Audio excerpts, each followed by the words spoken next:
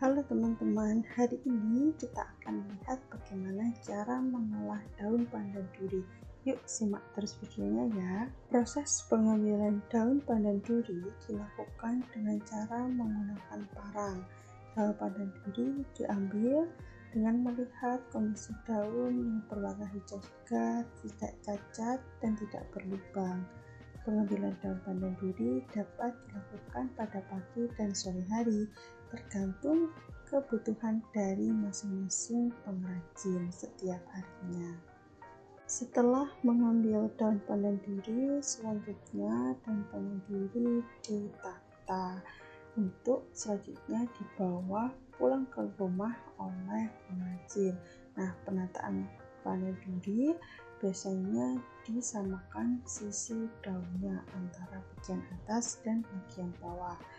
Bagi teman-teman yang belum terbiasa memegang daun pandan duri, dianjurkan untuk menggunakan sarung tangan ya, karena duri dari daun pandan ini sangat tajam dan dapat melukai tangan.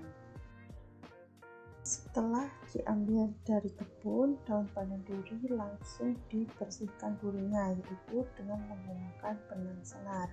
Nah, cara membersihkannya yaitu dibersihkan dahulu bagian duri yang ada di balik daun, kemudian baru dibersihkan duri yang terdapat pada bagian tepi daun.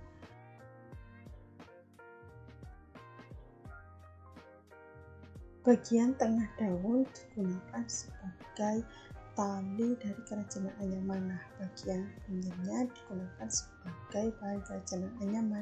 Pemotongan daun juga menggunakan benang senar sebagai alat untuk memotongnya.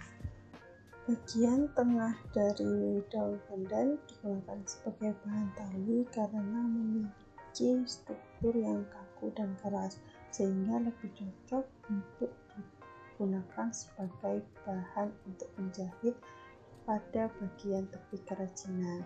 Sedangkan pada bagian tengah memiliki struktur yang cukup lentur sehingga lebih luas untuk digunakan sebagai bahan baku badan dari kerajinan anyaman.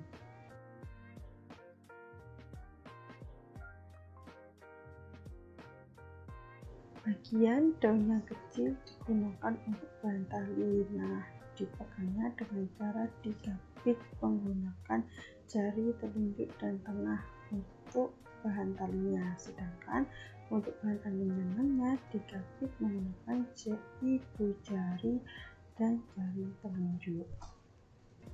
Setelah itu dilakukan proses penjemuran dan sesekali dibalik pada saat menjemur. Proses penjemuran dilakukan selama 1-2 jam.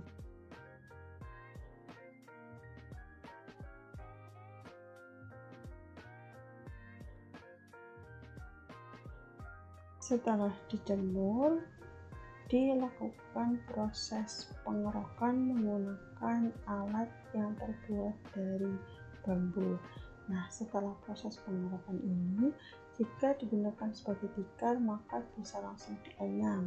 Namun jika digunakan sebagai tas, maka setelah pengerokan yang pertama ini perlu untuk dijemur lagi.